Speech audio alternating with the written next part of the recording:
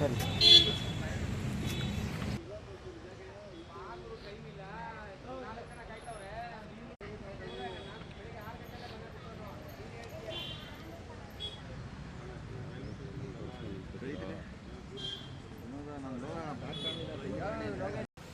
ದೂರು ಅಂದರೆ ನಿನ್ನೆ ಎಲ್ಲ ಏನಾಗಿದೆ ಮೀಡಿಯಾದಲ್ಲೆಲ್ಲ ನೋಡಿದ್ದೀರಾ. ಅದ್ರ ಬಗ್ಗೆ ನನ್ನ ಬಗ್ಗೆ ತೇಜೋವಧೆ ಮಾಡಿದ್ದಾನೆ. ಅದ್ರ ಬಗ್ಗೆ ಮಾತಾಡೋಕ್ಕೆ ಬಂದಿದ್ದೀನಿ ನಾನು.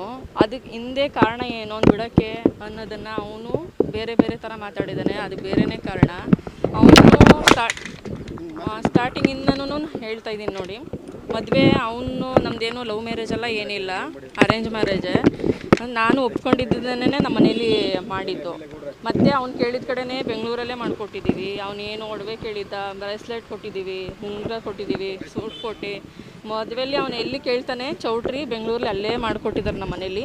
ಅಷ್ಟೆಲ್ಲ ಆದಮೇಲೂ ಲಾಸ್ಟಲ್ಲಿ ಊಟ ಸಾಲಿಲ್ಲ ಕೆಲವ್ರಿಗೆ. ಆವಾಗಿಂದ ಸ್ಟಾರ್ಟ್ ಮಾಡಿದ್ದವ್ರಮ್ಮ, ಮೇಯ್ನ್ ಅವ್ರಮ್ಮ, ಅವಳ ತಂಗಿ, ಇವನು 3 ಜನನೂ ನನಗೆ ಏನೆಲ್ಲ ಹಿಂಸೆ ಕೊಟ್ಟಿದ್ದಾರೆ ಅಂತ ಹೇಳ್ತಿದ್ದೀನಿ. ಮತ್ತು ಅದಾದಮೇಲೆ ನಿಮ್ಮ ಮನೆ ಮದುವೆಯಿಂದ ಸ್ಟಾರ್ಟ್ ಆಗಿದ್ದು. ನನ್ನ ಮಗ ಒಬ್ಬನೇ ಮಗ ಇದ್ದ, ಒಳ್ಳೆ ಕಡೆ ತರ್ತಿದ್ವಿ, ನಮ್ಮ ಮನೆ ಕೊನೆಯವ್ರು ಊಟ ಸಾಲಿಲ್ಲ, ಇಷ್ಟೆಲ್ಲ ಮರ್ಯಾದೆ ಹೋಯ್ತು ಅಂತೇಳಿ ಸ್ಟಾರ್ಟ್ ಮಾಡಿದವಳು. ನೆಕ್ಸ್ಟು ಅದರನ್ನೇ ಕಂಟಿನ್ಯೂ ಮಾಡಿದ್ರು. ನೆಕ್ಸ್ಟು ನಾನು ಒಂದು ತಿಂಗಳಲ್ಲಿ ಯಾರಾದರೂ ಪ್ರೆಗ್ನೆಂಟ್ ಆಗೋಕ್ಕೆ ಸಾಧ್ಯನಾ? ನಾನು ಡೇಟ್ ಆಗಿದ್ದಕ್ಕೆ ಏನು ಪ್ರತಿ ತಿಂಗಳೂ ಇದೆ. ಹಳ್ಳಿ ಕಡೆ ಕೊಡ್ತಾರಲ್ಲ ತಟ್ಟೆ ಲೋಟ ಚಾಪೆ, ಅದು ನನಗೆ ಕೊಟ್ಲು. ಅವಳು ಮಗಳು ಆದರೆ ಹೊರಗಡೆ ಎಲ್ಲ ತಿರುಗಾಡ್ಬೋದು. ಕೇಳಿದ್ರೆ ನಮ್ಮ ದೇವರು ಮನೆ ದೇವ್ರಿಗೆ ಸೊಸೆರ್ ಕಂಡ್ರಾಗಲ್ಲ, ಹೆಣ್ಣು ಮಕ್ಕಳು ಮಾತ್ರ ಓಡಾಡ್ಬೋದು ಅಂತ. ಅಲ್ಲಿ ಏನಾದರೂ ಹೇಳಾಯ್ತಾ ದೇವ್ರಂಗಂತೇಳಿ. ನೆಕ್ಸ್ಟು ಖಂಡಿತ. ನೆಕ್ಸ್ಟ್ ಬಂದು ಏನಾಯಿತು, 3 ತಿಂಗಳು ಮತ್ತೆ ನಾನು ಪ್ರೆಗ್ನೆಂಟ್ ಆದೆ. ಆದಮೇಲೆ ಅದು ಒಂಥರ ಇದು, ಅವಳ ಮಗಳಿಗೆ 18 ವರ್ಷ ಮಕ್ಕಳಿರಲಿಲ್ಲ. ನೆಕ್ಸ್ಟು ನಾನು ಪ್ರೆಗ್ನೆಂಟ್ ಆದಮೇಲೆ ಅವಳು ಮಕ್ಕಳಾಯಿತು. ಇವಳು ಮೊನ್ನೆ ಬಂದವಳಿಗಾಯ್ತು, ನನ್ನ ಮಗಳಿಗಿಲ್ಲ ಅಂತ ಅದರಿಂದ ಶುರು ಮಾಡಿದ್ಲು. ಮತ್ತು 3 ತಿಂಗಳು ನಾನು ಪ್ರೆಗ್ನೆಂಟಲ್ಲಿ ಅವಳು ಗಂಡ ತೀರ್ಕೊಂಡ, ಆಕ್ಸಿಡೆಂಟಾಗಿ ತೀರ್ಕೊಂಡ್ರು. ಅದಕ್ಕೆ ನಾನು ಹೊಣೆ. ಇವಳು ಬಂದು ಕಾಲುಗಳಿಗೆಯಲ್ಲಿ ನನ್ನ ಗಂಡ ತಿನ್ಕೊಂಡ್ಲು ಅಂತ ಪ್ರತಿದಿನ ಹಿಂಸೆ ಕೊಡೋಕೆ ಶುರು ಮಾಡಿದ್ಲು. ಇವಳು ಎಷ್ಟು ದಿನ ಅಂತ ಸಹಿಸ್ಕೊಳ್ಳೋಣ. ಅವಳು ಗಂಡ ಸತ್ತಿದ್ದ ದಿನ ಅವನ ತಂಗಿ ಮಗನೇನೆ ದುಡ್ಡು ಎತ್ಕೊಂಡು ಹೋಗಿದ್ದಾನೆ. ಅದಕ್ಕೂ ನಾನೇ ಕಾರಣ ಅದೇ. ಇವ್ರ ಮನೆಯವ್ರು ಕೊಟ್ಟು ಕಳಿಸ್ಬಿಟ್ಟಿದ್ದಾಳೆ ಅಂತೇಳಿ ಅದನ್ನು ಗಲಾಟೆ ಮಾಡಿ ನೆಕ್ಸ್ಟ್ ಬಂದು ದಿನ ಇದೆ, ನಿನ್ನ ಗಳಿಗೆಲಿ ನೀನು ಬಂದು ಕಾಲುಗಳಿಗೆ ನನ್ನ ಗಂಡ ಸತ್ತ ಎಷ್ಟು ಅಂತ ಹಿಂಸೆ ತಳೋಣ. ಸ್ನಾನಕ್ಕೆ ಹೋದ್ರೆ ನೀರೆಲ್ಲ ಕಾಯಿಸ್ಕೊಳ್ಳೋದು, ಅಂಡೆ ಒಲೆದು ಒಳಕ್ಕೆ ನೀರು ತುಂಬಿಡೋಳು. ನನಗೂ ಸಹಿಸಕ್ಕೆ ಸಾಕು ಕೊನೆಗೆ. ಆಮೇಲೆ ಇನ್ನೂ ಒಂದು ಹೇಳ್ತೀನಿ, ಒಬ್ಬ ಗಂಡಸು ಹೊರಗಡೆಯಿಂದ ಬಂದರೆ ಸ್ಟಿಕ್ಕರ್ ಎಲ್ಲಿರುತ್ತೆ? ಬನೀನಿಲ್ಲ, ಒಳಗಡೆ ಇತ್ತು. ನಾನು ಕೇಳಿದ್ದಕ್ಕೆ ನಾನು ಮದುವೆ ಮನೆಗೆ ಹೋಗಿದ್ದೆ, ಎಲ್ಲೋ ಆಗಿರಬೇಕು, ಮೇಲೆ ಶರ್ಟ್ ಮೇಲೆ ಇರುತ್ತೆ, ಒಳಗಡೆ ಹೆಂಗೆ ಹೋಗುತ್ತೆ ಅಲ್ವಾ? ಮಾಡಿರೋದು ಕಂತ್ರಿ ಕೆಲಸಗಳೆಲ್ಲ ಇವನು. ನಾನು ಮನೆ ಒಳಗಿದ್ದವಳಿಗೆ ಹೆಂಗೆ ಈ ಥರ ಸಂಬಂಧಗಳೆಲ್ಲ ಬೆಸೀತಾನೆ. ಅವ್ರ ಅಪ್ಪ ಇದ್ದ ಆ ಟೈಮ್ಲಿ, ಅವನು ಆಫೀಸ್ಗೆ ಹೋಗ್ತಿದ್ದ. ಅವನು ಒಂದು ಆಫೀಸಲ್ಲಿ ಒಂದು ಹುಡುಗಿ ಜೊತೆ ಅಫೇರ್ ಇತ್ತು, ವಿ ಅಂತ ಕೈಲಿ ಕುಯ್ಕೊಂಡಿದ್ದಾನೆ, ಬೇಕಾದ್ರೆ ನೀವು ಗಮನಿಸಿ.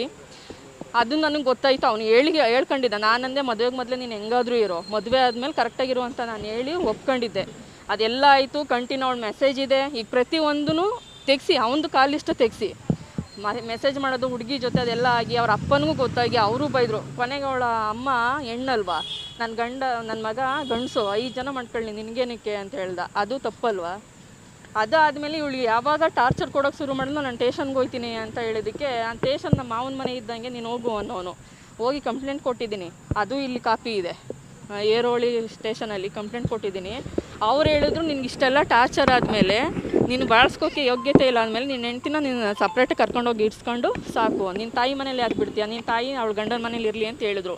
ಅದಾದಮೇಲೆ ಸರಿ ನೀನು ಸ್ವಲ್ಪ ದಿನ ಊರಲ್ಲಿ ಇರು, ನಿಮ್ಮ ಮನೇಲಿ ಸ್ವಲ್ಪ ದುಡ್ಡು ಇಸ್ಕೊಬಾ, ಬೇರೆ ಮನೆ ಕರ್ಕೊಂಡು ಹೋಗ್ತೀನಿ, ನಾನು ಸ್ವಲ್ಪ ಅಡ್ಜಸ್ಟ್ ಮಾಡ್ತೀನಿ ಎಂದವನು. 3 ತಿಂಗಳಾದರೂ ಬಂದಿಲ್ಲ. ತಕ್ಷಣಕ್ಕೆ ಡಿವೋರ್ಸ್ ಪೇಪರ್ ಕಳಿಸಿದ್ದಾನೆ ಮನೆಗೆ. ಕಳಿಸಿದ ಮೇಲೆ ಈಗ ಮತ್ತೆ ನಾವೆಲ್ಲಿ ಮಾತಾಡೋಕ್ಕಾಗುತ್ತೆ? ನಾವು ಕೋರ್ಟ್ಗೆ ಹೋಗ್ಬೇಕು. ಕೋರ್ಟಿಗೆ ಹೋಗಿದ್ದೀನಿ, ಅಲ್ಲೆಲ್ಲ ಮಾತಾಡಿ ಆಯಿತು. ಏನು ಕಾರಣ? ಅದರಲ್ಲಿ ಏನಾರು ಕೊಟ್ಟಿದ್ನಾ? ನನಗೆ ಅಕ್ರಮ ಸಂಬಂಧ ಅಂತ ಕೊಟ್ಟವನ ಡಿವೋರ್ಸಲ್ಲಿ ತೆಗೆದು ನೋಡಿ. ಅದಾಯಿತು. ಅಲ್ಲಿಂದ ಬಂದ ಮೇಲೆ ಒಂದಷ್ಟು ದಿನ ಮತ್ತೆ ಹೋಗೋದು ಬರೋದು, ಕರ್ಕೊಂಡು ಹೋಗೋದು, ಅಲ್ಲೆಲ್ಲ ಸರಿ ಹೋಯ್ತು, ಮಗುಗೋಸ್ಕರ ಕರ್ಕೊಂಡು ಹೋಗ್ತೀನಿ ಅನ್ನೋದು, ಮತ್ತೆ ಬರೋದು, ಪ್ರತಿದಿನ ಅದೇ ಆಯಿತು. ಕೊನೆಗೆ ಏನು ಮಾಡಿದೆ, ಲಾಸ್ಟಲ್ಲೆಲ್ಲ ಗಲಾಟೆ ಆಗಿ ಅದು ಹೋದ್ಮೇಲೆ ಮನೆಯಿಂದ ಆಚೆಗೆ ನಾನು ಒಡವೆಗಳೆಲ್ಲ ತಗೊಂಡ. ಸ್ವಲ್ಪ ದಿನ ಕೋರ್ಟ್ಗೆ ಹೋದ್ವಿ, 1 ವರ್ಷ ಕೋರ್ಟಲ್ಲೇ ಇತ್ತು ಅದು. ಮತ್ತೆ ಬಂದು ಕರ್ಕೊಂಡು ಹೋದ್ಮೇಲೆ ನನ್ನ ಒಡವೆಗಳು ಏನೆಲ್ಲ ಇದೆ ಎಲ್ಲ ತಗೊಂಡ. ಅವ್ನು ಕುಡಿಯೋಕ್ಕೆ ಬೇಕಾದಾಗ ಒಂದೊಂದೇ ಒಡವೆ ತಗೊಳ್ಳೋದು, ಅಡ ಇಟ್ಕೊಳ್ಳೋದು. ಚೀಟಿ ನಾನು ಕೊಡ್ತಿರಲಿಲ್ಲ, ನಿನಗೇನಕ್ಕೆ ನಾನು ಬಿಡಿಸ್ಕೊಡ್ತೀನಿ ಅಂತೇಳಿ. ಕೊನೆಯಲ್ಲಿ ಲಾಸ್ಟಿಗೆ ಕೇಳೋಕ್ಕೆ ಶುರು ಮಾಡಿದಾಗ ಏನಂದ್ರೆ, ನೀನು ಕೊಟ್ಟಿದ್ದಕ್ಕೆ ಏನು ಸಾಕ್ಷಿ ಅಂತೇಳಿ ಹೆಲ್ಮೆಟಲ್ಲೆಲ್ಲ ಹೊಡೆದು ಆ ಮಗು ನಾನು ಎತ್ಕೊಂಡಿದ್ದೀನಿ, 2 ವರ್ಷದ ಮಗು ಅದು. ಅವಾಗ ಹೊಡೆದು ಕಂಪ್ಲೇಂಟ್ ಕೊಡೋಕ್ಕೆ ಅಂತ ಮಗುನ ಎತ್ಕೊಂಡು ಹೋಗಿದ್ದೀನಿ, ಅವ್ನು ಬಂದು ನೋಡಿಲ್ಲ. ಅಲ್ಲಿಂದ ಸ್ಟೇಷನಲ್ಲೂ ಮಾತಾಡಿ, ಅವ್ರ ಫ್ರೆಂಡೇ ಲಾಯರ್ ಇದ್ದಾರೆ ರಾಘವೇಂದ್ರ ಅಂತೇಳಿ, ಆ ಯಪ್ಪನೂ ಇತ್ತು, ಎಲ್ಲ ಮಾತಾಡಿ ಕಳಿಸಿದ್ರು. ಮತ್ತೆ ಊರಿಗೆ ಹೋದೆ, 1 ತಿಂಗಳು ಟೈಮ್ ತಗೊಂಡ ನಾನು ಕೊಡ್ತೀನಿ ಅಂತೇಳಿ. ಆ ಟೈಮು ನಾನು ಬಂದೆ. ಮಗು LKG ಪಾಸಾಗಿ UKGಗೆ ಅಡ್ಮಿಷನ್ ಮಾಡಿದ್ವಿ. ಮಗು ಎಜುಕೇಷನ್ ಹಾಳಾಗುತ್ತಲ್ಲ, ನಮ್ಮದು ಇದಕ್ಕೋಸ್ಕರ ಮಗು ಜೀವನ ಹಾಳಾಗೋದು ಬೇಡ ಅಂತೇಳಿ ಅವ್ನು ಎಷ್ಟು ಹಿಂಸೆ ಕೊಟ್ಟರು ನಾನು ವಾಪಸ್ ಬಂದೆ. ನಾನು ಬಂದ ಮೇಲೆ ಅವ್ನು ಏನು ಮಾಡಬೇಕು, ಮನೆ ಬೀಗ ಹಾಕೊಂಡು ಅವ್ರ ಅಮ್ಮ ಮಗ ಹೊರಟೋದ್ರು. ಆ ಸ್ಟೇಷನು ಎಲ್ಲ ಮುಗಿಸಿ ಮಧ್ಯಾಹ್ನ ಆಗೋಯ್ತು. ಬಂದಿದ್ದೀನಿ ನಾನು ಬರ್ತೀನಿ, ಮಗುಗೋಸ್ಕರ ಬರ್ತೀನಿ, ಸೇರ್ಸೋಕ್ಕೆ ರೆಡಿ ಇಲ್ಲ ಅವನು. ನೈಟ್ ಹೊರಟೋಗ್ಬಿಟ್ಟ. ಏನು ತಪ್ಪು ಮಾಡಿದ್ದೆ? ಅಕ್ರಮ ಸಂಬಂಧ ಎಲ್ಲಿ ಇತ್ತು? ಈಗ ಅಕ್ರಮ ಸಂಬಂಧ ಅಂತಂದರೆ ನಾನು ಒಬ್ಬನೇ ಅವನನ್ನು ಅಲ್ಲಿ ಮನೆಗೆ ಕರ್ಸ್ಕೋಬೇಕು, ಅಥವಾ ನಾನು ಹೊರಗಡೆಗೆ ಹೋಗಬೇಕು. ಏನೂ ಇಲ್ದೇ ನನ್ನ ಮೇಲೆ ಅಪವಾದ ಮಾಡಿ ಕೊನೆಗೆ ಮಧ್ಯರಾತ್ರಿ ಆಚೆ ಬಿಟ್ಬಿಟ್ಟು ಹೊರಟೋಗ್ಬಿಟ್ಟ. ಏನಾದರೂ ಆ ಮಗು ಅವಂದಾಗಿರ್ಲಿಲ್ವಾ? ಆ ಮಗು ತಿಂದಿದ್ಯಾ ಉಂಡಿದ್ಯಾ ಏನೂ ಕೇಳಿಲ್ಲ, ಹೊರಟೋಗ್ಬಿಟ್ಟ. ಆ ಏರಿಯಾದಲ್ಲಿ ಒಬ್ಬ ಅಣ್ಣ ಇದ್ದು ಆ ಎದುರುಗಡೆ ಮನೆ ಒಂದು ರೂಮ್ ಮಾಡಿ ಇರಿಸಿ ಅದ್ರ ಬೆಳಗ್ಗೆ ನನ್ನನ್ನು ಕಳಿಸ್ಕೊಟ್ರು. ಮತ್ತೆ ಸ್ಟೇಷನ್ಗೆ ಹೋದ್ವಿ. ಆ ನೈಟಲ್ಲಿ ನಾನು ಮಲಗಿದ್ದೆ ಅಲ್ಲ, ನನ್ನ ಮಗು ಕರ್ಕೊಂಡು ಅಷ್ಟೊತ್ತು ರಾತ್ರಿಯಲ್ಲಿ ಯಾವತ್ತೂ ನನಗೆ ಅನಿಸಿದ್ದು ನನ್ನ ಮೇಲೆ ನನಗೇನೆ ಇಷ್ಟು ಅಸಹ್ಯದಲ್ಲಿ ಬದುಕಬೇಕಾ ಒಬ್ಬನ ಹತ್ರ? ನಾನು ಓದಿದ್ದೀನಿ, ನನ್ನ ಮಗು ಸಾಕೊಳ್ಳೋಷ್ಟು ಕೆಪಾಸಿಟಿ ಇಲ್ವಾ ಅಂತೇಳಿ ಅಲ್ಲಿಂದ ಇಲ್ಲಿ ನನ್ನ ತಾಯಿ ಮನೆಗೆ ಬಂದೆ. ಇವಾಗ ಎಷ್ಟು 13-14 ವರ್ಷ ಆಗಿದೆ. ಅವನು ನನ್ನ ಗ್ಯಾಪು 10 ವರ್ಷ ಆಗಿದೆ. ಅಲ್ಲಿಂದ ಅವನು ಬಂದಿಲ್ಲ. ಎಲ್ಲಿ ನಾವು ಇದ್ದೀವ, ಸತ್ತಿದ್ದೀವ, ಬದುಕಿದ್ದೀವ, ಮಗುದೇ ಆಗಲಿ ಎಲ್ಲೂ ಬಂದಿಲ್ಲ ಅವನು. ಈಗ 1 ವರ್ಷದಿಂದ ಮಗು ಬೇಕು ಅಂತ ಕೋರ್ಟ್ಗೆ ಹಾಕಿದ್ಮೇಲೆ ಅಲ್ಲಿನೂ ಬಂದ. ಕೋರ್ಟಲ್ಲಿ ಕೇಳ್ತಾರಲ್ವ, ಮಗುದು ಏನಪ್ಪ ತೊಗೊಂಡಿದ್ಯಾ ನೀನು ಅಂತೇಳಿದಕ್ಕೆ, ಏನು ಅವ್ನ ಖರ್ಚು ವೆಚ್ಚ ನಂದು ಏನಿಲ್ಲ ಮೇಡಮ್ ಅಂದ. ಸರಿ, ಈಗ ತಗೋ ನೀನು, ಆ ಮಗುದು ಏನು ಮೇಂಟೈನ್ ಇದೆ ಎಲ್ಲ ತಗೋ, ಫೀಸ್ ಆಗಲಿ ಏನಾಗಲಿ, ನೆಕ್ಸ್ಟು ತಿಂಗಳು ನೋಡೋಕೆ ನಾವು ಬಿಡ್ತೀವಿ ಅಂತ ಅಂದರು. ನೆಕ್ಸ್ಟು ಮತ್ತೆ ಪತ್ತೆ ಇಲ್ಲ. ಮಗುದೇನು ದುಡ್ಡು ಕಟ್ಕೊಡ್ಬೇಕು ಅಂತ ಅಂದರು. ಇವನು ಕಟ್ಟಿ ಸಾಕೋಕ್ಕೆ ಯೋಗ್ಯತೆ ಇಲ್ಲ. ಆವಾಗ ಕಾಣೆ ಆಗಿಬಿಡೋದು, ಮತ್ತೆ ಮಧ್ಯದಲ್ಲಿ ಬರೋದು. ಅದೂ ವಜಾ ಆಯಿತು ಮಗುದೂ.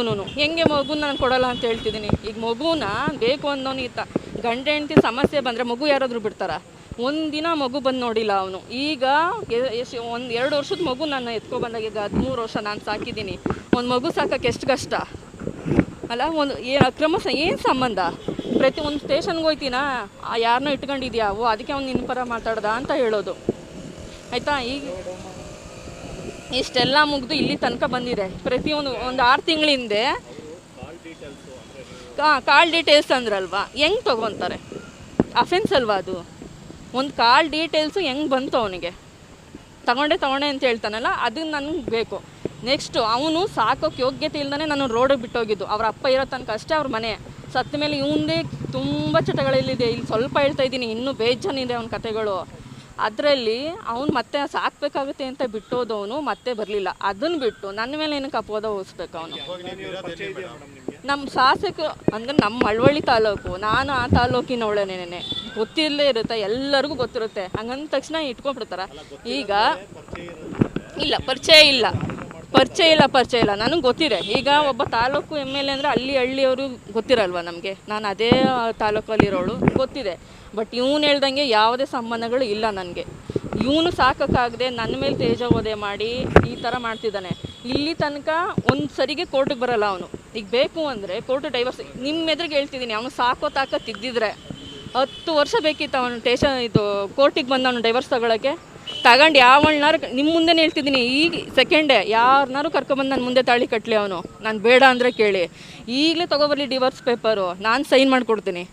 ಈಗ ಹೇಳಿದ್ದಾನೆ 20 ಲಕ್ಷ 30 ಲಕ್ಷ ಎಲ್ಲಿ ಕೇಳಿದ್ದೀನಿ? ಅದು ಯಾವಾಗ ಸರ್ ಹಾಕೋದು? ಯಾವ ಟೈಮಿಗೆ ಕೇಳ್ತಾರೆ? ಇವ್ನು ಕೋರ್ಟ್ಗೆ ಬಂದಿಲ್ಲ ಅಂದರೆ ಲಕ್ಷ ಕೊಡುವಂತ ಯಾರು ಕೇಳ್ತಾರೆ? ಏನಕ್ಕೆ ಇಷ್ಟೆಲ್ಲ ಸುಳ್ಳು ಹೇಳಬೇಕು? ಒಂದು ಹುಡುಗಿ ಜೀವನ ಹಾಳು ಮಾಡಿ ಅವಳ ಮೇಲೆ ಇಷ್ಟೆಲ್ಲ ತೇಜೋವಧೆ ಮಾಡಿ ಬದುಕಬೇಕಾಗಿವರೆಲ್ಲ. ಊರಲ್ಲಿದ್ದೀನಿ. ಈಗ ನಾನು ಅಲ್ಲಿಂದ ಬಂದೆ, ನಾನು ಹೇಳಿದೆ ಅಲ್ಲ, ಅಲ್ಲಿ ಅವ್ನು ಯಾವಾಗ ನನ್ನನ್ನು ರೋಡಲ್ಲಿ ಮಲಗಿಸಿ ಕಳಿಸ್ತಾ ಅವಾಗ ನಾನು ಊರಿಂದ ಬಂದಿದ್ದು. ನಾನು ಡಿಗ್ರಿ ಮಾಡಿಕೊಂಡೆ, MA ಮಾಡಿಕೊಂಡೆ.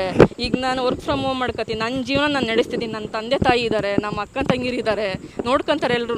ನನ್ನ ಅಷ್ಟು ಏನೂ ಇದಿಲ್ಲ, ನನ್ನ ಸಾಕುವಷ್ಟು ಇಲ್ಲ. ಒಂದು ಡಬಲ್ ಡಿಗ್ರಿ ಮಾಡಿದ್ದೀನಿ ಅಂದರೆ ಹೊರಗಡೆ ಹೋದ್ರೆ ಕೆಲಸ ಸಿಗಲ್ವಾ? ವರ್ಕ್ ಫ್ರಮ್ ಹೋಮ್ ಮಾಡ್ಕೊಂಡಿದ್ದೀನಿ, ನಾನು ಮಗು ಸಾಕ್ತಾ ಇದ್ದೀನಿ. ಅದೇ ಹೇಳಿದೆ ಅಲ್ಲ, ಇಲ್ಲಿ ವರ್ಕ್ ಫ್ರಮ್ ಹೋಮ್ ಮಾಡ್ತಿದ್ದೀನಿ, ನನ್ನ ಮಗು ಸಾಕೊಂಡು ನನ್ನ ಪಡೆಗೆ ನಾನು ಹೋಗ್ತಾ ಇದ್ದೀನಿ.